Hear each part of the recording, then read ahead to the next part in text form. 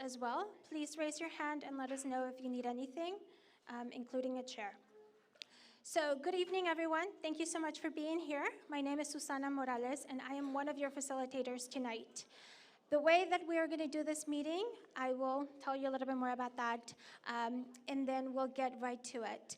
We have facilitators at the tables, and if you don't have a facilitator at your table, please join a group, because one of the things that we want to do tonight is make sure that everybody has an opportunity to speak, and we're going to do so by being part of a group and building community within your own tables. So please make sure that you join a group when you're ready.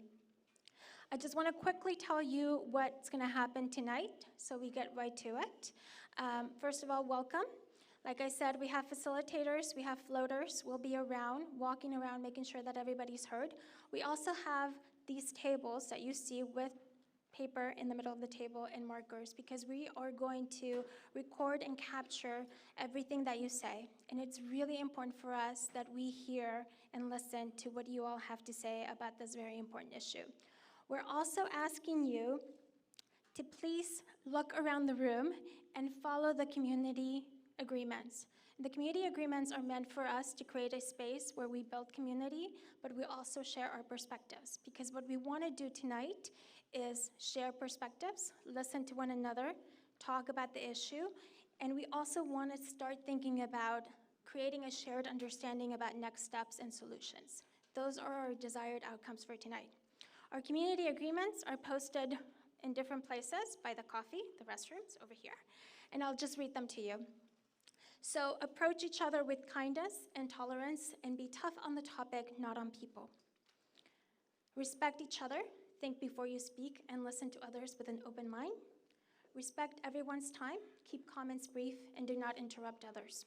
The way that this meeting is going to work is that we're going to break into our small groups, have small group discussions, and then afterwards, each group, as we group ourselves into tables, will have 1 minute to report back and to speak to the larger group.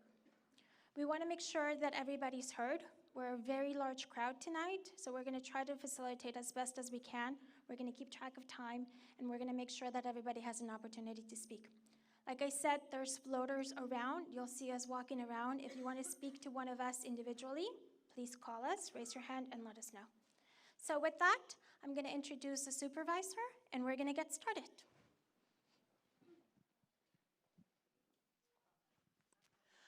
I would like to start off by talking about something that isn't easy, and that is failure. I want to acknowledge that the 210 plus people who are living currently along the Joe Rodota Trail are a just huge, gigantic symbol of failure.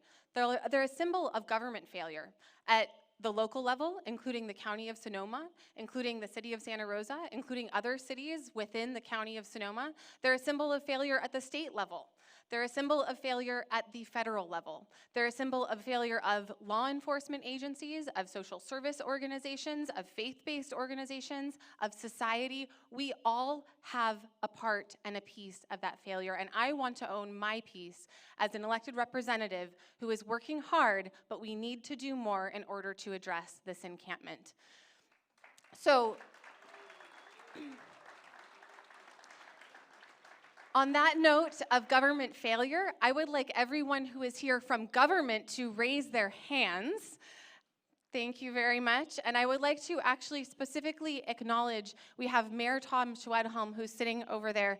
And this has been a challenging issue on a number of reasons, but he is here to listen and he is here to work in partnership with the County of Sonoma because we have a shared jurisdiction here. I want to briefly talk about what keeps me up at night in terms of the failure of this encampment. Number one, it's a failure for the folks who are living there. I don't know if you have heard, but some of the residents there have trench foot, which is a condition that is completely preventable and was last sort of heard of in World War I, because people can't get dry, because people can't get clean, because they can't have dry socks. And that is a humanitarian failure and a crisis. I have also heard from neighbors that we are failing to keep our neighborhoods safe, and that rather than having a thriving community, where children can bicycle down the road and where people can walk down the road without feeling fearful, that I actually have constituents who are purchasing firearms and sleeping with them because they are scared in their homes.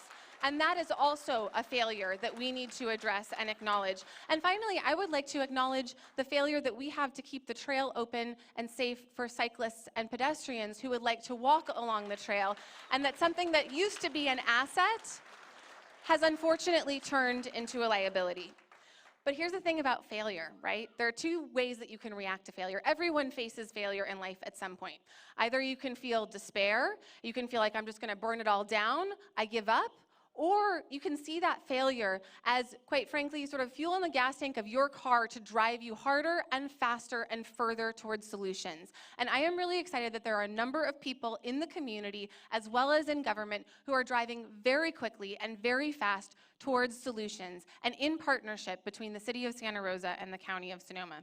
Now, I've actually been meeting with the City of Santa Rosa. Our first meeting between myself and Mayor Schwedhelm and Supervisor Susan Gorin, who is now the chair of the Board of Supervisors, was actually in early October. That feels like a very, very long time ago. We've obviously had a major fire since then. And before I kind of advance on the timeline of what the county is doing right now, I do want to mention something that's unusual about this trail and this encampment, right? It is on county-owned property inside city limits, which actually makes it shared jurisdiction. Santa Rosa Police Department, as the law enforcement agency, is the one who responds to concerns in this area, right? And yet it's owned by the County of Sonoma, which makes it a little bit of a complicated situation. The other challenge is that we are currently under a court injunction from a settlement that also is actually the City of Santa Rosa is party to, which means that before we move forward with closing down any encampment, we actually are mandated to offer a suite of solutions to the folks who are living there, right? We cannot just go and arrest someone for being on public property. We need to provide them with an alternative location and an alternative place to go. So we need to step it up, and we need to provide those solutions. And I am proud to say that the County of Sonoma in December allocated nearly $12 million for a suite of urgent solutions. We are going to be standing up 2 outdoor shelters. We have allocated 15 detox and rehab beds. We are hiring 7 staff to be hardcore caseworkers to go out there and meet the folks along the trail and to actually give them individual housing assessments and provide solutions that work for them. We are also moving forward with purchasing congregate housing, which is a model that is actually in effect all throughout the county. People are kind of surprised, I think, to learn that we actually do purchase homes for homeless people in Sonoma County. We've actually been doing this for years very successfully, and we've gotten a number of folks off the street and into 4 walls with a roof over their head and gotten them back on their feet. And then sometimes they actually then move on to apartments or homes of their own once they're stabilized, once they can sort of get themselves together and be treated like human beings again. We are also moving forward with master leasing and actually getting a number of apartment units that we will then also be able to lease to some of the homeless folks on the trail. And finally, I want you to know that the commitment from the County of Sonoma is to clear the trail and have it functioning again by the end of the month, which means that we will be out there every single day providing solutions to ensure that every single person on the Joe Roberta Trail has somewhere else to go that is safe and secure.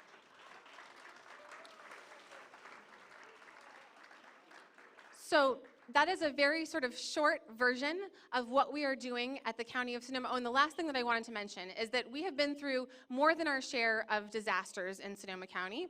Since I've been on the board, only 3 years, we've been through 2 floods and 2 fires and had smoke in the skies in between. And this is actually the first time, as I understand it, in the history of the county government that we have actually stood up our Emergency Operations Center to address a man-made humanitarian crisis. And so we have staff working from across the departments to come up with solutions in order to clear the trail by the end of the month, but to do it in a way that is humane and dignified and treats the residents with respect and gives them an alternative place to go and gives them the help that they need. So that is what we are moving forward with. And with that, this is really going to be about listening to you.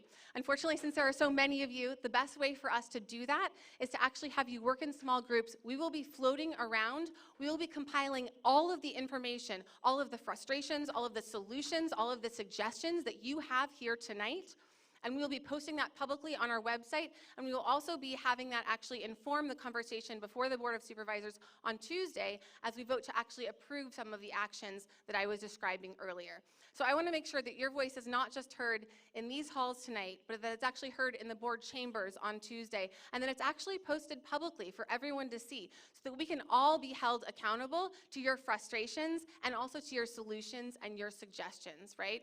And I'm happy to have another town hall meeting, whether that's in a month, whether that's in 2 months, to say, how is it going? To check in, to see if we've actually kept our promises, and to see if some of your frustrations have actually gone away because we've actually been able to work together on some really great creative solutions. And with that, I believe I will be turning it back to our fantastic facilitator, and I will be floating around and available after the meeting as well. Thank you. So what we're going to do now is we're going to start our small group discussion. So please find a home. We have facilitators. Facilitators, can you please raise your hands so that people know where you are? Stand up. So please join a small group discussion with the facilitators. We'll be floating around too, and we'll do this for 15 minutes so that we have time afterwards to share our thoughts together collectively. Thank you.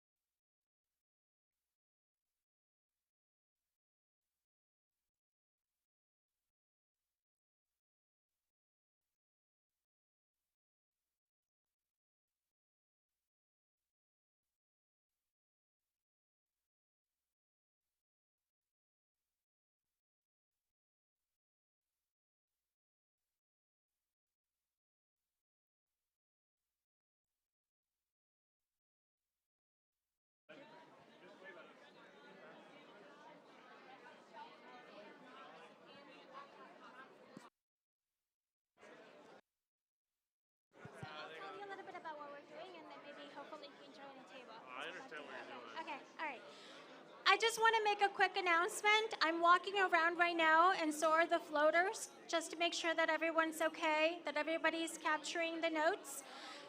We want you to talk about your concerns and also think about solutions and questions that you might have when we report back. Please let us know if you have any questions.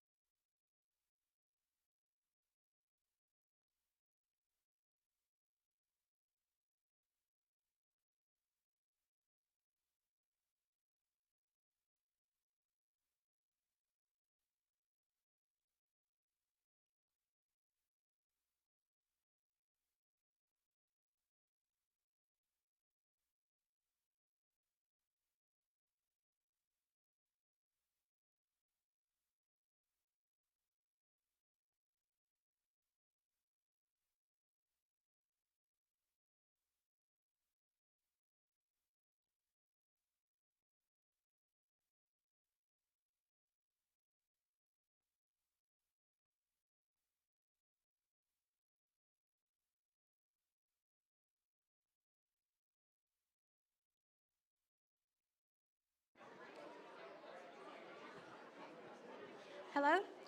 So I just want to let you know that in about 5 minutes, we are going to walk around to every group and cluster, and every group and cluster is going to have about a minute to share what came up in your in your group.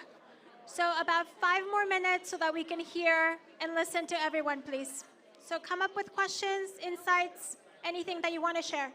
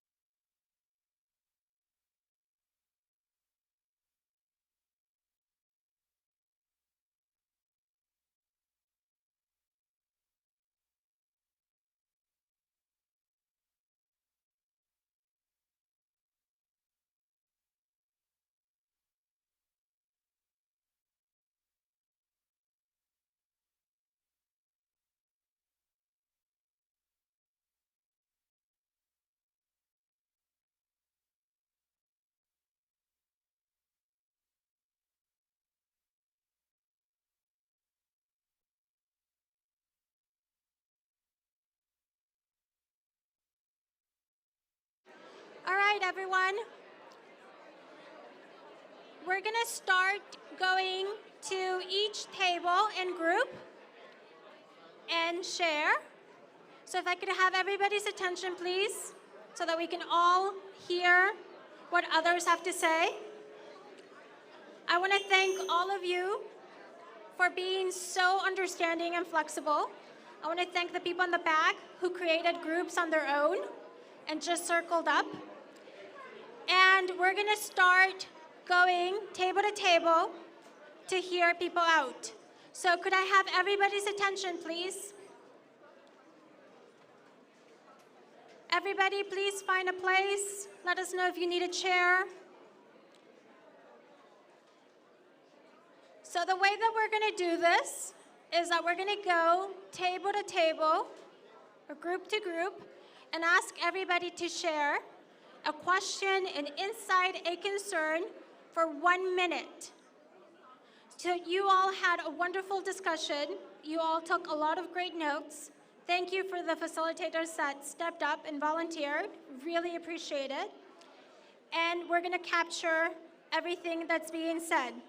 So if everybody's ready, we are going to get started.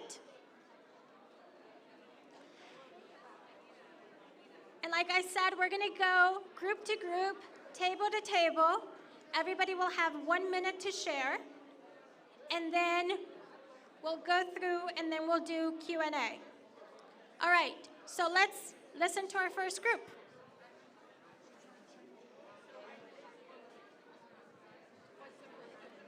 Hello, testing, testing.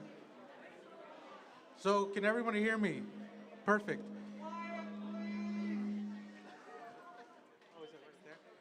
Okay, so our group here had many advocates for the homeless, as well as people who live on the Casa del Sol condominiums. And our biggest concerns were, why has nothing been done yet? We have one lady here with Homeless Action who's been going to meetings for 2.5 years, and nothing has been done so far. That is a major concern of our table here. Another one is that there's lots of talk, but again, not much is done until we're now in this crisis mode. So why wasn't the government more proactive earlier on, right? Thank you. So in terms of solutions, one question asked was, what about the emergency facilities that we use during the fires? Don't we have those resources available in the campground and some of those trailers that we can use, such as the FEMA trailers? Another question is, how will we prevent a return? Trail? Oh. Ice cream. Oh, and then our final question is, why aren't all the supervisors here, and why aren't all the city council members here? They should all be here listening to us.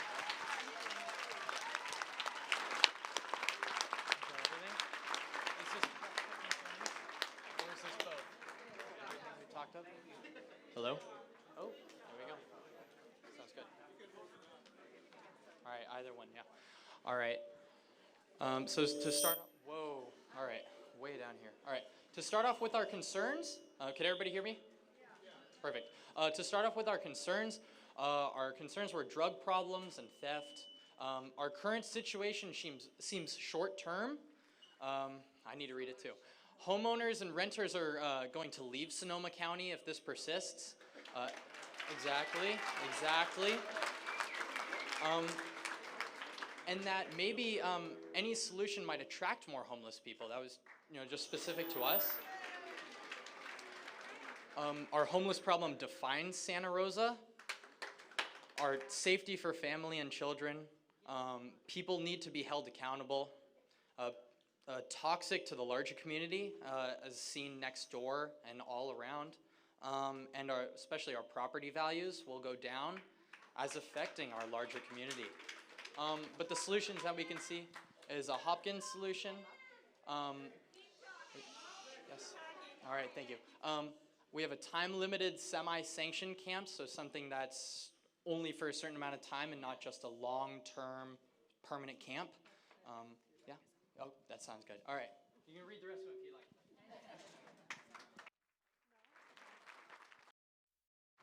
So I'm just gonna ask, okay, everyone can probably hear me. I'm gonna ask that people please speak directly to the microphone because we wanna make sure that everybody can hear all the way back here. And keep it to 1 minute so that we can hear from everybody, please. We'll keep the posters up in case people wanna see them afterwards, but we wanna really listen and hear from everybody. So I ask that we follow our guidelines as well. And also, please, let's not interrupt the person who's speaking and honor our community agreements. Thank you. So a lot of us at this table, these are our issues which share with everybody. Something that wasn't brought up was law enforcement, as far as they have a lot more deeper issues and they're being drawn away for this and drawn away from the communities, what their primary job is. Also, the delay in this, nothing we can do about the delay, but we need to do something now. End of the month has been, even last month, was something that was said and that's still there. So one of our concerns is that how many people on the trail don't want help, and what to do with those type of people.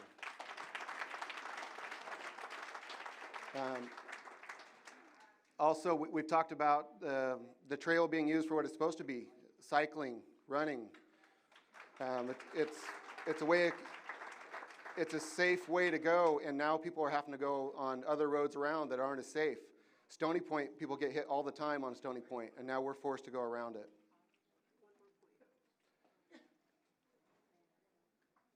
So one of the things is we weren't sure what percentage, like older disabled individuals appear to be in the homeless. I think it almost needs to be broken down in kind of groups. That's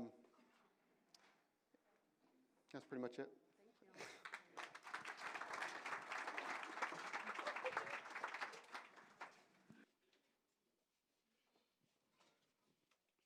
Most of us at our table are homeowners in the neighborhood next to the trail. And our concerns, like many others, are property values, possibly having our property taxes reassessed for the next 6 months because we can't sell our home in that neighborhood if we want to leave. The safety, our children, I have 2 little ones. We can't walk on the trail. We have to get in our car and drive to another part of the trail to use it. Erratic behavior of people coming from the trail, personal experience. I see somebody all the time coming in, looking at cars. He has a family member of someone in the neighborhood, mentally ill, he's on meth. They have a restraining order against him, and he's still in the neighborhood. Rodents, the mental health aspect, not having enough services in our county to help these people. Sanitation, the fact that freedom and toxic smells from the fires, the warming fires that are happening that we can smell. I smell burning garbage every night in my yard. And also just our freedom. I'm scared to walk in my neighborhood. And not that homeless people are scary, but drugs are scary. Mental health, that is, unmedicated is scary. Our another concern, homeless rights. Our homeowners' rights, we feel like, have been taken away to an extent. The influx of homeless from other counties, pushback from trail residents who choose the lifestyle and they don't want to leave, how to give them a better life.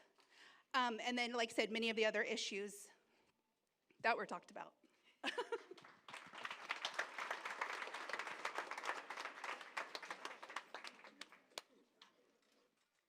Hi. So we had talked about a lot of stuff. First thing, Gavin Newsom just announced that he has $12 billion, and the city and the county should get their share for homeless services. Another big thing we talked about is that we need to diversify where the homeless are. Why is this only Santa Rosa's problem? Whereas Windsor, Petaluma, Roanoke Park, Sebastopol, these people are coming from those places too, and they need to take their share. Services need to be offered there, and people need to be placed there. Related, the city needs to care about Roseland more. You don't see a homeless encampment happening in Fountain Grove. It happens here. We need to aggressively look into vacant land and vacant businesses and use those spaces for people to camp. Someone mentioned parking garages that are empty at night. tiny homes on land. We need to aggressively pursue all the options because we need all the solutions. Some of the places that were mentioned, there's an empty lot next to Great Casino, Sonoma Development Center, Fircrest Nursing Home in Sebastopol. PG&E had a whole bunch of trailers out, and I think they owe us, so maybe we can use that land in their trailers. Thank you. What else? Thank What you. else about-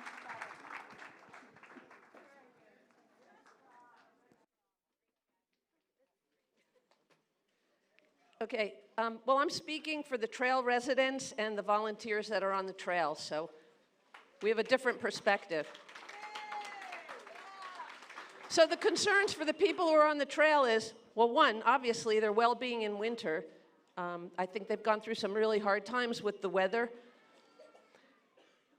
That they're really people who are forgotten. They were once your babies, they were once your little kids, they were once your adolescents, and they're part of our family. And they aren't being treated as human beings.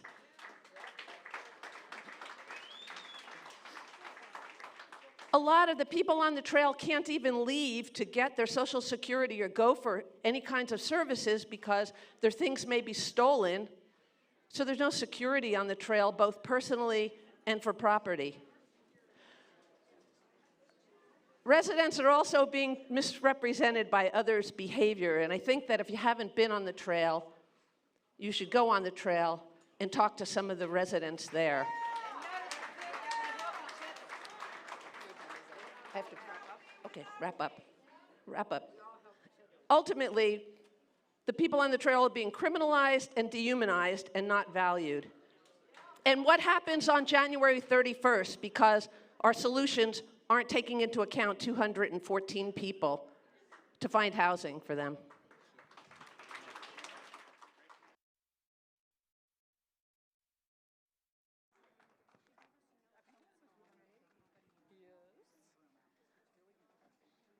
I'm Lisa. I'm with the group called CAN. I am also with all my family that's here from around the trail. We grew up here, third generation, right on Stony Point and Roseland area. So the big concern, it was unanimous at our table, was the money spent with no efficacy or very little negligible efficacy and no transparency of how those dollars actually worked. Were they mitigating the problem? Our second big thing was safety. Many off-leash dogs, many attributed to people that were campers and camping in parks and all of that. Theft was number 2 for our safety concerns. Bicyclists coming from the trail not engaging in the rules of the road by any stretch. The safety of the homeless. If they need help with drugs, mental health, running water, no sanitation. The problem with aggressive panhandling. I myself have had to save many little old ladies at shopping centers from aggressive panhandlers. The rodent infestation. The addicts leaving biomedical waste on playgrounds and every other place where people sit and go on swings and all of that. Okay, so somebody asked, I want to make sure they get their point out, what about the proposal that they made for the fairgrounds? Was that a solution? And how are we handling our new waves of incoming homeless? And I know that we have them because I clean all the creeks and I talk with them. And many are not from here and drift in. Thank you.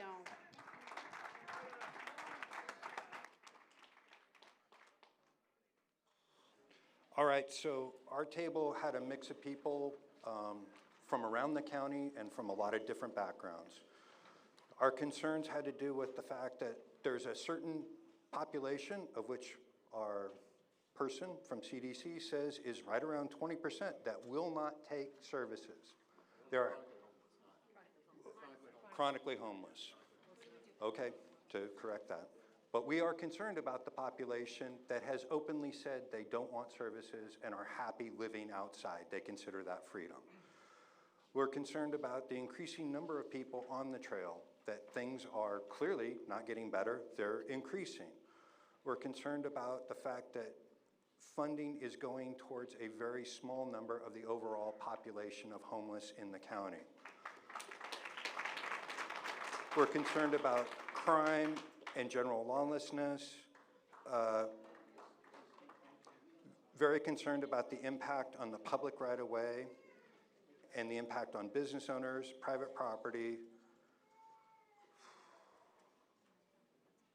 We do think that it would be a good idea for government to be part of the solution by using government-owned property instead of public asset property to deal with some of this.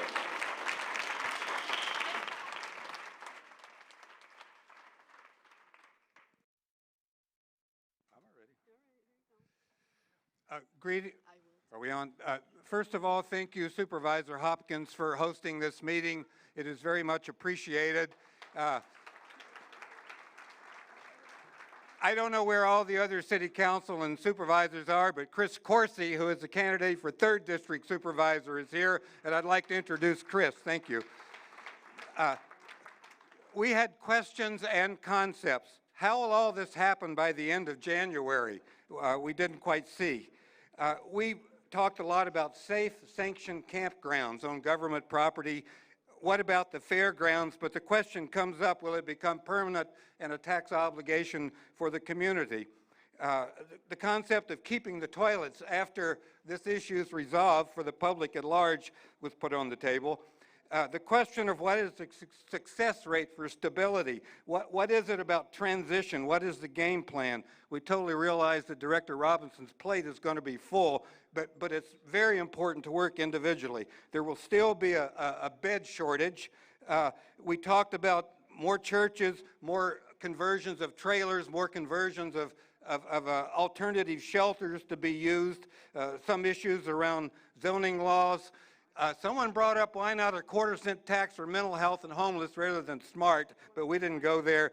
And finally, in the very end, we do not want this to separate us as a community. We want to be complete as a community and not separated by the issue of homelessness. Thank you very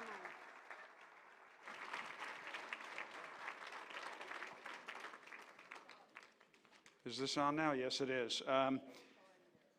The next meeting, I would hope that the public could actually ask our supervisor personally the questions. Because this meeting is about and by and for her, not for us. And regardless of what our opinions are, we should have the possibility of asking her the questions. She works for us. We pay you. There has not been a single question asked of our supervisor at this point. What's happened there, I'm not going to go into now. We all know. Our question from our table, since I'm respecting the arrangements we made, which we've asked the supervisor at least 12 times and she's never answered, is how many people from a homeless encampment are near where she lives? How far away? How many? And the question is, how many will she accept and how far away? This is a tale of two cities, where we live here and we have 500 people being occupied, and she has not answered yet. Thank you.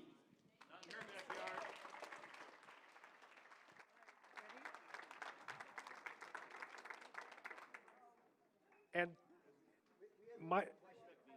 so our table had a couple of issues that they raised. They've asked me to speak for them.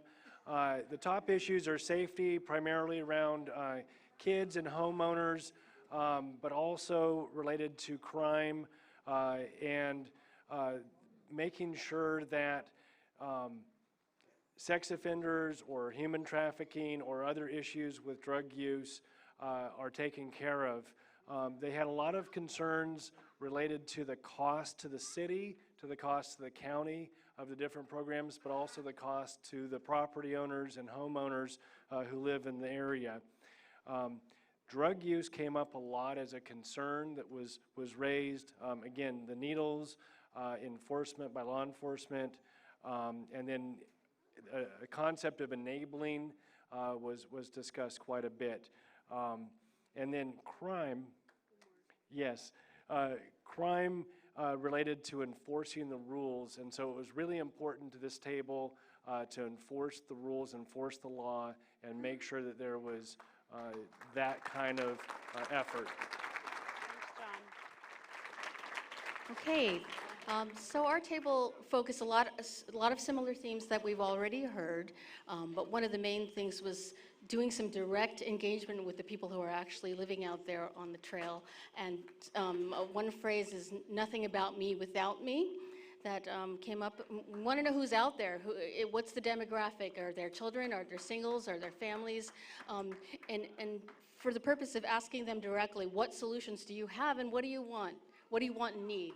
And then a second part of that same getting the data together was, how about the county do a better job of communicating who's out there so that there's a little bit of understanding. There's some sympathy at the table for the people who have mental health issues.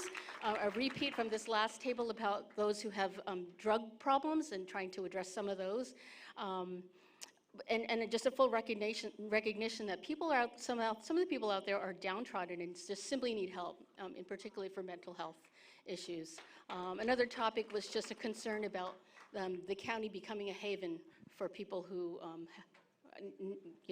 are homeless and want to come to Sonoma County. Sure. Hi. So I think a lot of this has already been addressed by other groups. Thank you. We would like a firm date for when the trail will be cleared, not a nebulous time frame. We'd like to see efforts to decrease the growth of the trail. As I understand, there were 205 people on the trail at the Board of Supervisors meeting on December 23rd. And that $11.8 million that they guaranteed to that problem was for 205 people. So what happens as the numbers increase? We would like to see budget dedicated to a larger number of the homeless in Sonoma County. We want to know, what if the trail occupants don't want to go? We want to really address lawlessness and safety concerns, and to know, are we enabling the homeless or helping them?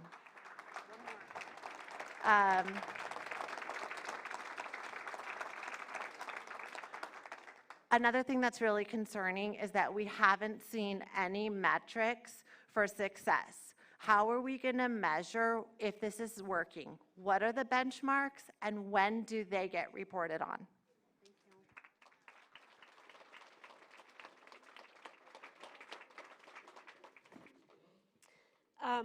Our table was representative. There were neighbors of the trail and others.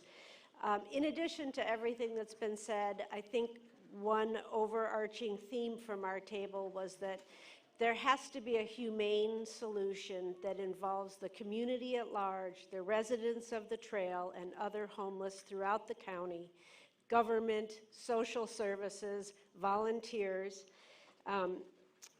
Mental health services was a concern. The ranting and the screaming in the middle of the night for the neighbors on the Joe Rodota Trail. Another part of the solution that they talked about was it's very important to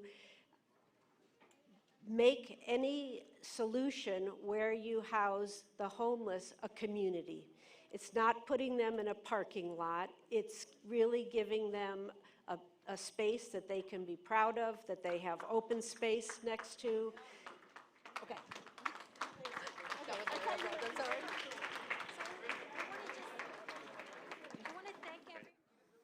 Hi, so I think a decent summary of what we came up with is that we're concerned about how those on top are handling things, not necessarily how those who are being subjected to living outdoors are handling things.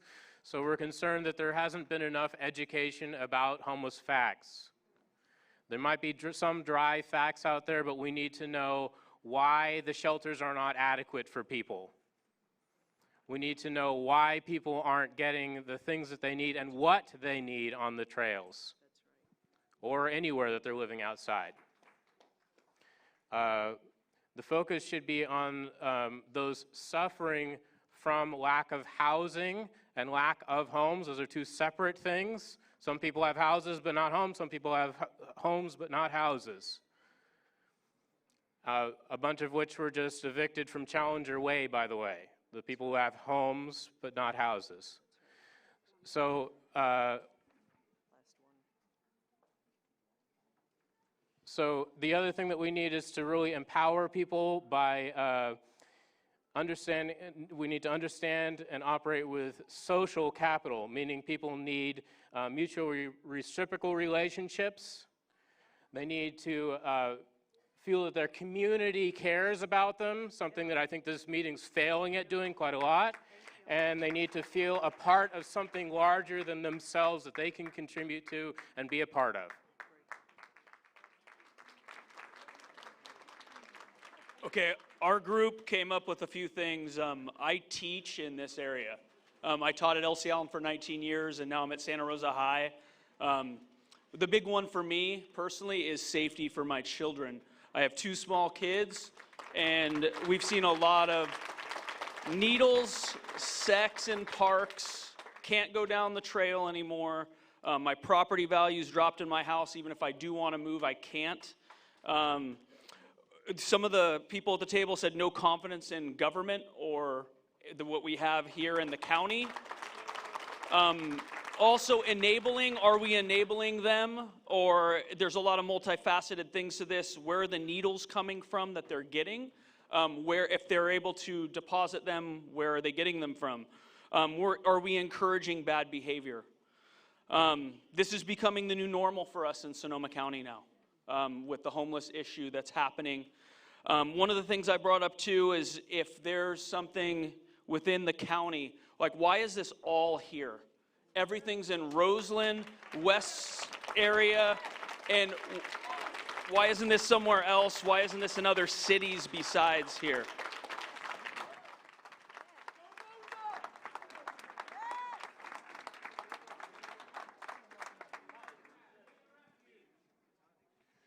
So my name is Alan Thomas, and I'm a resident of Santa Rosa. And the first thing that that our table kind of came up with before I get into a lot of the details is originally this is a District 5 issue, the Joe Berdota Trail. But we're in District 3 right now. Why are we in District 3? I want to ask the supervisor why she's holding a meeting for a District 5 problem in Santa Rosa, kind of to follow up. District 3 is always bearing the brunt of all these services. So to keep going here, the thing that we're really concerned about at this table is law enforcement, existing ordinances, making sure that everyone is treated fairly. We want a balanced approach, no unequal protection under the law. The residents and the people on the trail or the people on the doorsteps should not be given preferential treatment. And volunteers, the volunteers that seem to be leading this train, we don't know their experience. They don't seem to have any experience. So we'd like to ask the supervisors who's talking to them and what experience do they have. Thank you.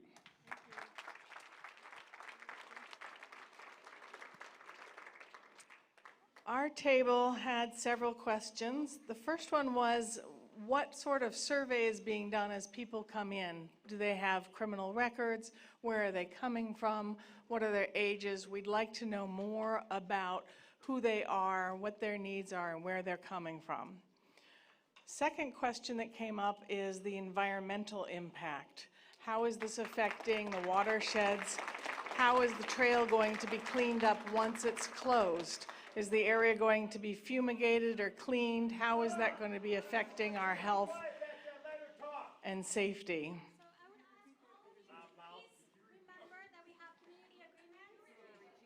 I know, okay, here we go. Please be mindful of the community agreements. We're doing great. Everybody's having an opportunity to speak. Let's be respectful. I'm trying to keep track of time, but I know that we've used more than 1 minute, and I really want to honor your time, but please be respectful so that we can get through it, and then we can go straight to the Q&A. Thank you. So that I've been asked to repeat, how will the trail be cleaned so that the environmental impacts and the health impacts are mitigated once the encampment moves on? The third question is, what will happen if they refuse to move? And there were multiple suggestions given in terms of what were suitable solutions, far away from neighborhoods, but also having plenty of services. How do we help people move along?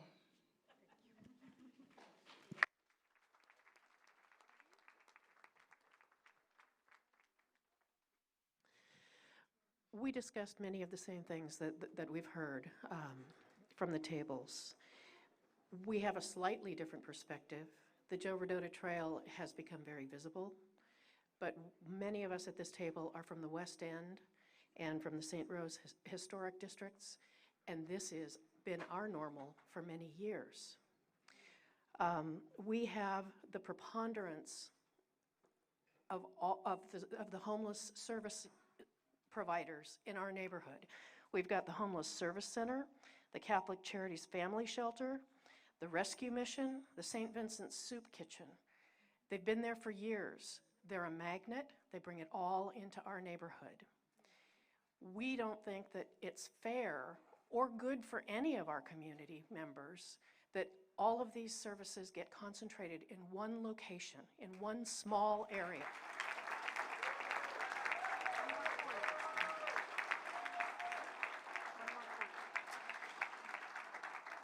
We also think that there needs to be fiscal responsibility for the monies that are going to be spent, and there was a suggestion that a community advisory board that includes community members.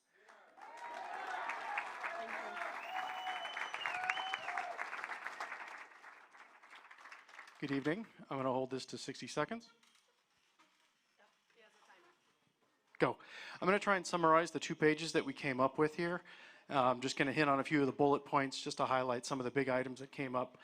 There was a very strong reaction when the idea of keeping our public spaces safe.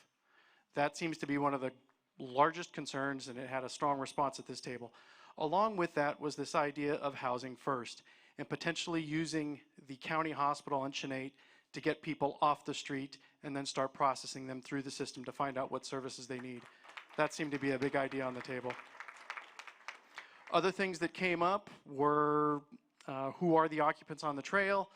If we abide by this injunction, are we just encouraging law breaking? Are we attracting a larger population with all these services? How many can we as a city and county actually afford versus how many are coming? That's a big concern.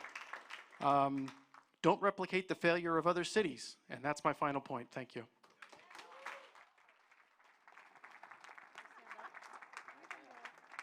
Hello?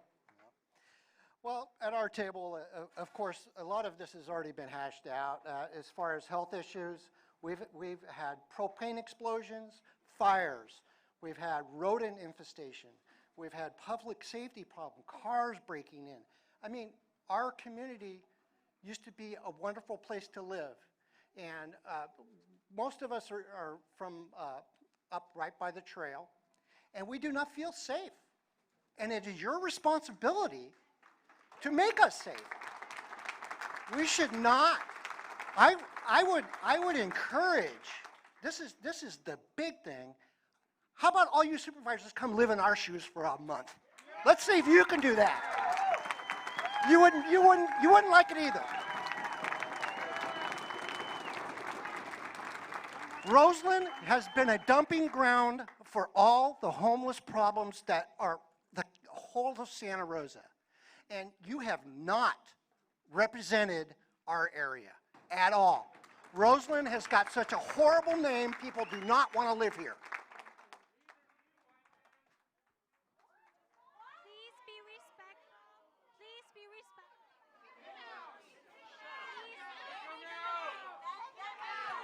Please be respectful. I really encourage all of you to please be respectful of one another and be kind. We will have to escort people out of the meeting if you cannot hold it together. All right, we're doing great. Everybody's being heard. We're almost done. If we want to get to any point whatsoever tonight to have a Q&A session with the people that are here, we need to act like adults. So I encourage all of you to honor our community agreements. Please, if you do not feel comfortable right now, please walk away or we will escort you out of the meeting. Thank you. We're almost there. Let's do this, people. Hi, my name's Alora Odell, and I live off the trail. And so what I'm going to say here isn't necessarily all my views. Is this kind of feedback, a little bit of feedback? Okay, so our group consisted of neighbors, Catholic Charities, a cyclist, the Methodist Church, a local one, and Sonoma County Acts of Kindness. So the primary concerns, and many that were here, have been said: the pest control, public health, root causes, housing, mental health issues, the conditions and health and well-being of homeless, humanitarian, safety of all, drugs, property value, over-concentration. What I personally like to say is I'm more concerned about human beings than my property price. My house is over here. And I just hope that no one here ever has a child that grows up and has a mental health issue or has a drug issue of addictions. Because I pretty much know that 90% of people do have mental health issues, and some are broader than others. Good evening, everyone. I am Susan Gore, and I'm chair of the Board of Supervisors, former mayor from Santa Rosa. Thank you all for being here tonight. I want to assure you that I am in here listening to all of you tonight. And the other supervisors and I will be part of the decision-making process, not only on Tuesday, but for the long haul. So I want to know that I'm listening very carefully to you. I'm the facilitator of the small group over here of folks composed from the Roseland neighborhood, as well as other parts of Santa Rosa, a recent transplant from Orlando. Yes, they do have homeless issues in Orlando. And the youngest member of our community and her mom. And I want to thank you for being part of the conversation. You are who we're talking about. So I understand you've experienced homelessness. So we went through many of the points that you all have made: the lack of safety, your feeling of insecurity, the dangerous conditions on the trail, and extending off of the trail, because we had people here living a couple blocks away also feeling insecure. But people noted that it's not just the homeless on the trail. They notice homeless in lots of different places, camping in RVs throughout the neighborhoods, and there are RV camping all over the county. And we really focused on solutions, and we absolutely resonate with some of the points that you made. What we're looking for are solutions distributed throughout the county, not just in Santa Rosa, because I represent areas in Sonoma Valley that also experience homelessness under the bridge and provided by the service provider. So I think that's sort of summing up our points, but we did talk about the fact that there are many, many reasons contributing to the homeless challenges that we see today that we've been working on for a decade or more. We are going to move on to have a question and answer session now. I do want to be respectful of everybody's time. It's 7:30. We are going to spend 10 to 15 minutes. We have some answers. We're also committing to provide some of the notes and the questions and the concerns that were raised here tonight. We have taken notes. If there's anything that's missing, if you need to say anything, you know who to talk to. I'm right here, but we're going to pass on the mic so that we can get some answers. So I didn't get every single question that was asked, but I was taking notes throughout the group presentations and wanted to share a little bit of information in response to some of the suggestions. We do have all of the papers that we will be summarizing, and any questions that we don't get the opportunity to answer tonight, we will absolutely post the answers on our website in the future so that you all have access to that information after this meeting. I did want to respond to a couple of the really great suggestions that I heard come out of some of the tables. It was great to hear some creative solutions. Things like diversity of locations, that is critical. We are absolutely looking to make sure that we are not just continuing to burden certain overburdened areas with some of the solutions that we are talking about to homelessness. So we are actually looking at a suite of solutions all around the county and not just in Western Santa Rosa. And I want to validate the frustration of the Western Santa Rosa residents who feel as though they are constantly sort of getting the short end of the stick. And the fact is that I am the only supervisor on the Board of Supervisors who has had not one, but 2 major homeless encampments in my district of over 100 people. And the last one actually was right out here in the parking lot. Who remembers that? The last time I had a meeting on homelessness in this facility was regarding another significant homeless encampment. So we really need to wrap our arms around Santa Rosa and make Western Santa Rosa in particular and make sure that people feel safe and that we can find solutions that are geographically equitable rather than sort of concentrating things on the west side. I also wanted to mention that people suggested government-owned property. That is what we will be considering on Tuesday. We are looking at both the county campus as well as Los Gilicos for sites for a potential alternative camping location. So that is government-owned property. It is a time-limited encampment, which was also suggested.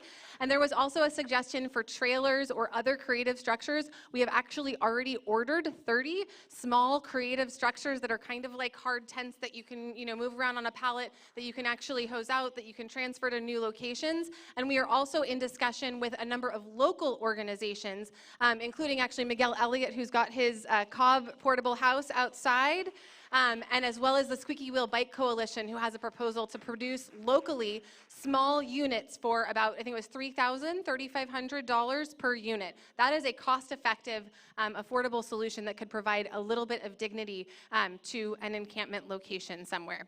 I also wanted to talk about, there was an accusation of a nebulous date.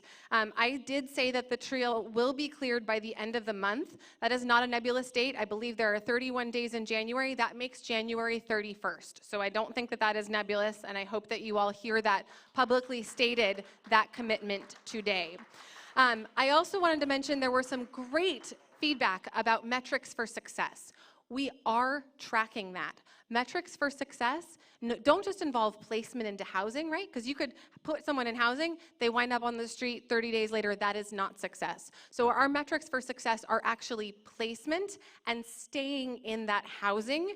We also are defining success as the number of folks that we are able to get treatment. If they, for instance, are suffering and struggling with addiction, we do now have rehab and detox facility beds that were funded by the Board of Supervisors action in December. So that will also be a metric for success, is getting people into programs and getting them cleaned up and getting off the streets. That is absolutely the goal.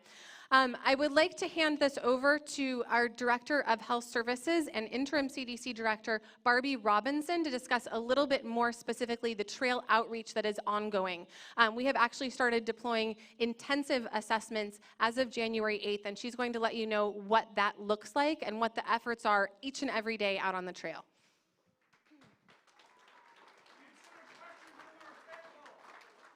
Good evening. Good evening.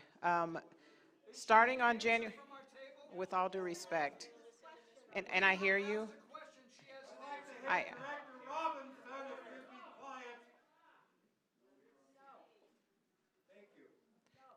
Good evening. We have began a very robust effort to reach out to every individual on the trail and provide intensive care and case management for those folks living on the trail. What it requires is for us to really understand each individual and their individual needs in order to support them, build a relationship with them, and identify the appropriate resources to support them in getting them into the continuum of housing. There are people who are ready right now to come in off the trail, and we want to make sure that we're finding and identifying the appropriate resources to bring them in off the trail. There are others that are not necessarily ready to come in the trail, come off of the trail, but we know that we need to restore the trail to its intended purpose, and our goal is to bring those individuals into a temporary shelter and wrap around intensive services and resources and supports to meet them where they're at in order for them to eventually get into the housing system. And we believe that the temporary shelter site that we're standing up and ultimately the 2 other permanent sites are really going to meet people where they are and allow us to respond to not just the encampment here on the JRT. We do not want to continue to just move people around the county. I recognize and empathize with the challenges that you all have experienced. We really want to have a systemic approach that is going to allow us to get people stabilized and be successfully housed. That is not going to happen by just building shelters around the county or pushing people around the county. That is not the solution we want. That is not who we are. I believe that the humanitarian response is for us to look at the public health challenges, the mental health challenges, meet people where they are, and get them into services. And that is what we are intensively working on right now with the teams that are now going out. They have clinical backgrounds. They're able to engage folks. They're able to identify who has some major challenges right now that are severely vulnerable, get them into the system with the supports and resources that they need. Thank you very much, Director Robinson. And I also wanted to acknowledge, because I hadn't seen my colleague on the board and the current chair of the board, Supervisor Gorin, which is really wonderful that she is here. And she has been working tirelessly with me and with Mayor Schwedhelm on the Home Leadership Council. There was also a question regarding citizen engagement and citizen oversight over the decisions that are being made around homelessness in Sonoma County. That is actually happening, and I would love to have you participate.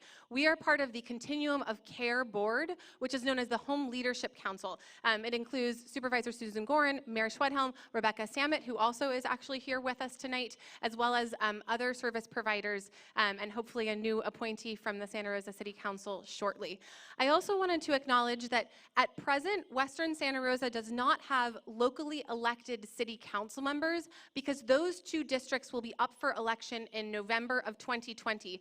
However, there are multiple at-large council members who are representing the entire city of Santa Rosa, including Western Santa Rosa, and there are actually 2 of them, or maybe 3 in attendance here tonight. We have Councilmember Rogers, I saw Councilmember Dowd, and I also saw Councilmember Tibbetts. Is Tibbetts at large? There we go. And are you at large or are you a district now? At large. So they all are here to represent your interests, and I would encourage having conversations with all of us because this is a shared jurisdiction. It is a shared problem, and we do need to work on this together. I am going to hand it off to our Director of Regional Parks, Bert Whitaker, to discuss there was questions about the post-encampment clearing. He is also familiar with the services that are currently being provided on the trail and could share a little bit about trash pickup and the efforts that they have made. And additionally, I will also allow any of the other elected members to actually also speak. If any of the council members or any of my colleague on the Board of Supervisors. So here is Director of Regional Parks, Bert Whitaker. Thank you. So just the question came up regarding how will the trail be restored and sort of what are the timelines. So essentially we expect, as Supervisor Hopkins just pointed out, by the end of January, we'll immediately get in there to remove hazardous materials, to restore recyclables, remove all the waste along the trail, restore many of the drainage features and grading that has been changed out there. Seriously, that will take probably 2 to 3 weeks is what we're expecting, and hopefully we can have public back on the trail by the end of February, early March. Following that, certainly we will be increasing patrols, working hand in hand with park rangers and Santa Rosa police officers, as well as looking at a number of immediate and longer-term trail enhancements to really maximize the recreational use and the value of that trail to everyone. It is a beloved feature of our county and of the city of Santa Rosa, and we respect that and want to actually see this trail come out with a bright future. So thank you. And now I would like to invite any of the other elected officials, if Mayor Schwedhelm or Councilmember Rogers or Tibbetts would like to speak, if they want to say anything in their roles. You know, I appreciate the opportunity to be here, and the reason you see the council members here and the Board of Supervisors here is that we are interested in ending homelessness in Sonoma County, and we're not going to do it tomorrow. It takes all of us working together, as Supervisor Hopkins mentioned. There's no magic bullet here where we could just do this and we'll eventually get immediately to functional zero. So we are listening to you, and what's interesting, the City of Santa Rosa has its own strategy for dealing with our encampments because the JRT is not the only one within the jurisdictional limits of the City of Santa Rosa. And so we're having our process. And when you get multiple jurisdictions, we're trying to blend the two. But we are talking, we're here to help, and we're here to listen. And that's what I'm really want to impart upon everyone here. If you have some solutions, talk to us. Believe me, this is a very complex issue, and we've been working on this nonstop.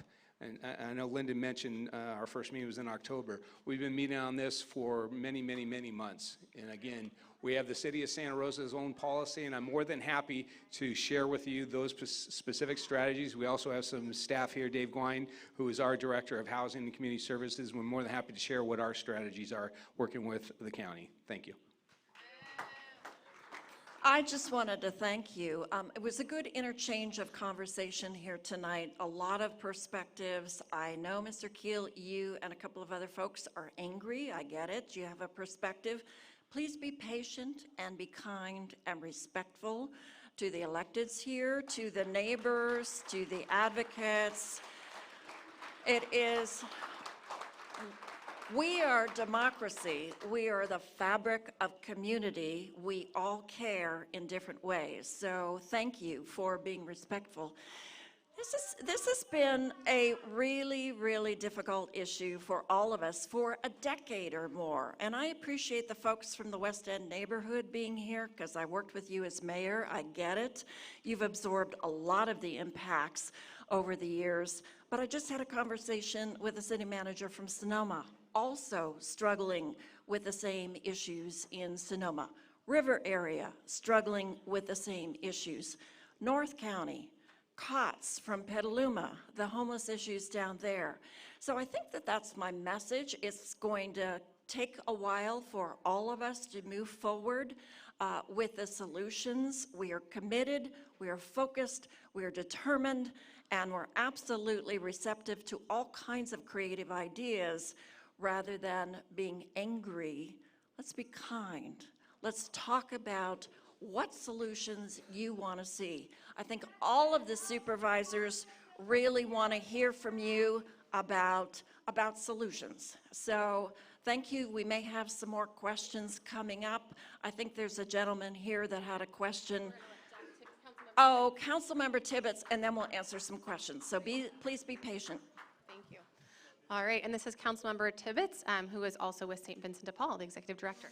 Thank you, Supervisor Hopkins. I was told that there's no such thing as a bad short speech, so I'll keep this really brief. But I do want to say that I get to serve two roles in this community. First, that's as a city councilman for the city of Santa Rosa. Second, it's as the executive director of an organization that deals with this population on a day-to-day basis. And I want to say to you that on both fronts, your electeds and your service providers are working as hard as we can. And I will tell you, not as an elected, but as a service provider, watching the county make this big of an investment in this issue, I believe will yield results. And I just want to say that it does take a positive attitude. I know that there's anger and frustration in this room. I'm, as a citizen, frustrated too when I drive by the Joe Rodota Trail and other places that are all over this county. But I want you to know that I'm going to work hard for you, and I know that the people up here are going to work hard for you, and we now have the money to make a difference. So we're going to move on to a Q&A session because I know we want answers to our questions. So the way we're going to do this is that we're going to ask you to raise your hand if you have a question. We're going to ask you to be extremely respectful of the time. It's 7:45. So if you can ask your question, get an answer, and we can move on. Please keep it to 1 minute. I just have a comment. It's one. Let's do questions so that everybody has a question. Is that okay? Let's try questions first. Hello. My name is Nicole. I live on the Joe Rodota Trail. My question to the council members, and I think this is great, by the way, that everybody's trying to come together and get something done. But all I'm really hearing, honey, is that on the 31st, if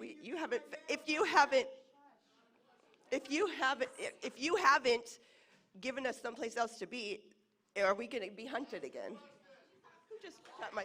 So the question will be asked, and then there'll be a short answer. We want questions, please, so that we can get to everybody's hands. I'm coming around the microphone. I'm right here. I'm going to hold on to the microphone because I really want to get us to this portion. So we had a question, so I think we should answer that, right? Yes. So the question was that Nicole lives on the Jurudoda Trail and is asking what will happen on the 31st. And basically, I think the question was, will there be a place for you to go? And so I will hand this to Director Robinson, just to talk a little bit about the services that will be offered and the suite of solutions that we are presenting to the residents of the Jurudoda Trail.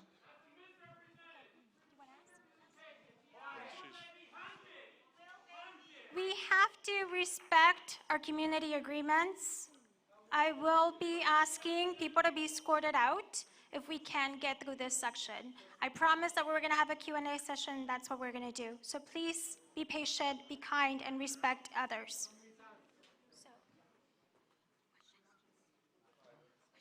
Yes, I have a question. Oh, I'm sorry. Okay, so we're just about to answer the question, right? Thank you. Yeah. So the question was regarding services and resources and supports. As you all know, the Board of Supervisors approved investment in permanent supportive housing, master leases, as well as resources to bring people into primary care services. There's an array of services around disease control, testing, and treatment for folks.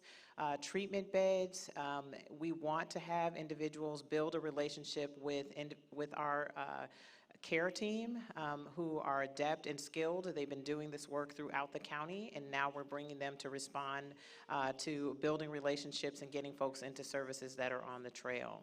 And so, again, that's a myriad of services. It's not a matter of if you build the housing or if you build the shelter, people will come. You have to bring the resources and the supports necessary in order for people to be successfully housed. Yes, I'd like to ask how are residents of the Southwest area and those of us who live in direct proximity to this problem being represented? I mean, I'm wondering if there can be some, if there's some way that residents can be included in these decisions that are being made about the trail, and our input can be directly, heard by the supervisors and county government. Absolutely. And that was really one of the main goals of this meeting, and that's why we specifically held it in Southwest Santa Rosa, so that it would be easy for the neighborhood residents to actually come here and be here tonight. And that's why we also held it at night. I want to apologize. Our Board of Supervisors has traditionally always met on Tuesdays during the day, and so it does make it very difficult for people who have jobs to actually come and participate in government. So that's why it was important to have this meeting on a Friday night, and I want to thank you all for spending your precious Friday night here, providing us with that feedback so that that can inform the decisions. Going forward, I would love to work with you if you have interest in participating in the Home Leadership Council process, which is where we're actually looking at county-wide homeless problems and county-wide solutions, and where a lot of the funding decisions and the decisions about how we're going to approach homelessness is actually being made on a county-wide basis. So I would invite you to participate in that process. I think we're going to have maybe two more questions to wrap it up. And then Okay. everybody's going to stay here, so we're going to continue to answer those questions as Yes. we move along. We just want to make sure that we're respectful of everybody's time. Okay, so we'll go one there and then maybe another one up here, unless there's anyone in the back. Hi, I understand that technically this trail is county jurisdiction, but it's not like these people became homeless on the bike trail. And it's not like they never stepped foot off of the trail into the city. And it's not like it's not impacting businesses and residences that are in the city. So my question is, I see the Board of Supervisors and the county trying to do everything that they can and allocating money. Where's the city's $12 million? Why isn't the city looking for properties to help with this problem instead of fighting over jurisdiction? Because I feel like it's as much the city's problem as it is the county's. And we'll have better results if everybody actually does everything they can. So the city of Santa Rosa, in our budgetary process, we've allocated approximately $3.2 million for our homeless services. Sam Jones Hall is a city-owned facility. We have a lot of investment there. That's the only regional shelter here. So we are consistent. We also, this city council, put over $500,000 for our Housing First Fund, which goes to rapid rehousing, mass releasing. We are fully engaged in this. Not at the level of $12 million, because quite frankly, the city doesn't have $12 million to dedicate towards this, but we're active participants in this using evidence-based strategies to end homelessness.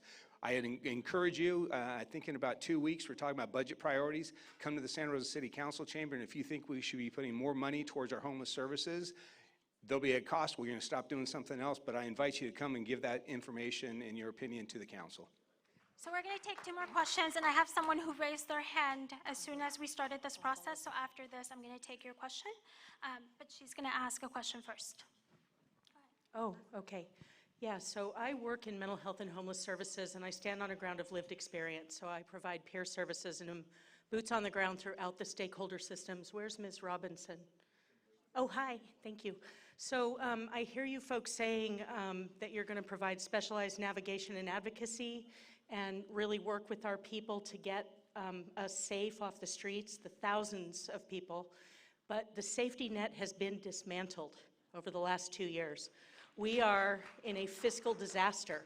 And so where are you going to place people? I'm in all those systems every day at the shoulder of my people, and the behavioral health division budget has been completely decimated. So where are people going to go? Because there are no services. We're at 25% of what we were before the first fire disaster.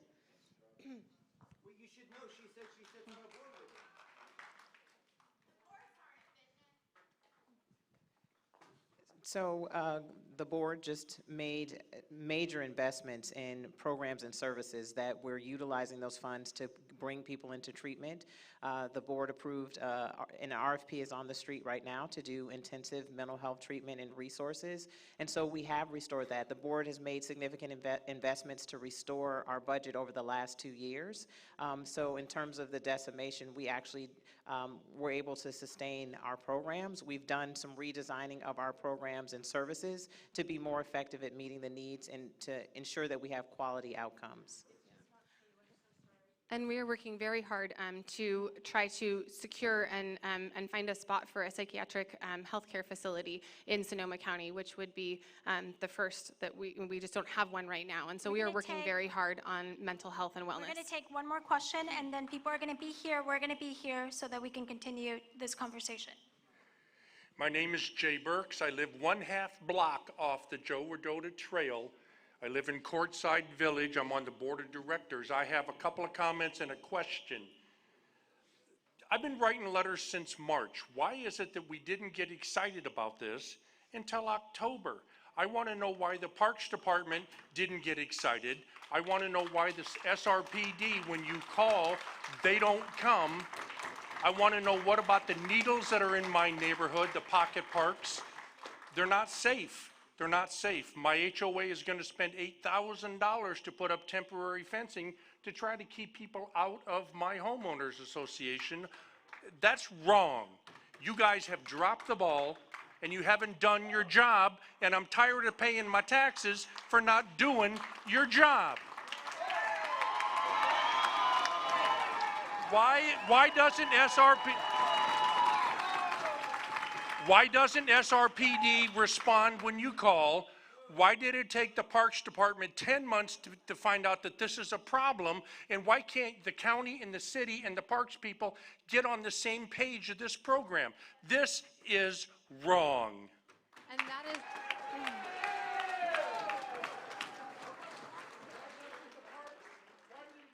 And I think, thank you, sir. You've had your time. So I am very, very glad that we had this opportunity to come together. And no, this is extremely important. To come together as a community. No, you can laugh at me.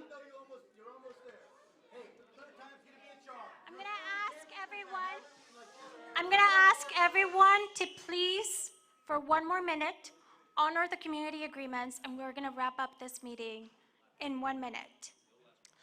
So To answer the question, that Jay over there asked, the city and the county are now on the same page and working actively towards the same goal, which is to clear the Joe Rodota Trail by January 31st, not of 2021, but of 2020. That is the end of this month, and we are working forward urgently. We have our emergency operations center activated. We have people working around the clock. We are all working very, very hard towards a shared common goal. I am very, very glad that we had the City of Santa Rosa in attendance today. I think it's really critical that we are working together towards this common solution. It's not going to happen overnight, and I want to just mention that what we're seeing on the Joe Rodota Trail is not something that developed overnight, and it's not something that's going to be solved overnight. And we have had decades of policies that have eroded local government's ability to meaningfully respond to these kinds of crises. And so we need to pull together as local, state, and federal government to get this done. And I look forward to taking all of the feedback that was here tonight and to utilize that to inform our actions at the Board of Supervisors meeting next Tuesday and to also inform our actions going forward. So thank you all so much for attending. We will be around to answer questions in the front of the room. She didn't answer my question. That's